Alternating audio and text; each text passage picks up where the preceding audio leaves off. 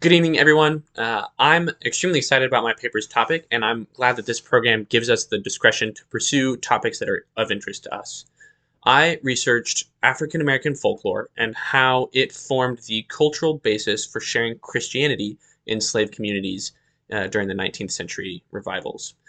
Enslaved Africans in the American South developed into an extremely strong Christian demographic during the revivals of the 19th century, but that did not happen independently of their cultural history and their strong oral traditions. Famous stories like those found in Uncle Remus by Joel Harris, or collected and published by various historians throughout the 19th century, are rooted in the West African Orisha faith of the Yoruba tribe along the Ivory Coast, and in the folk tales like those from the Akan and Senegal tribes, also in the Ivory Coast and the surrounding areas.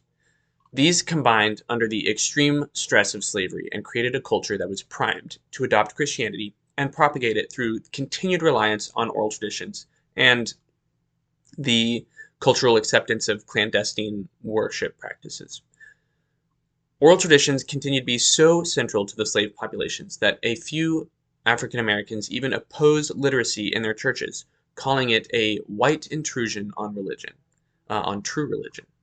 My research paper traces the role of folklore by comparing traditional West African stories to their African American counterparts. In the West African tales of Anansi, the trickster god, the honor-shame culture of West Africa is prominent. But in stories of Brer Rabbit, the direct descendants of the Anansi tales, themes of Christian hope and the pursuit of freedom are shown instead.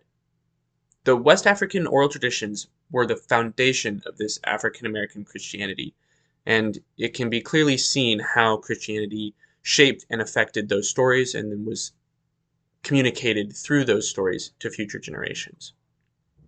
Not only that, but the environments in which the stories were told are identical to the hush harbors and secret churches that slaves attended at night.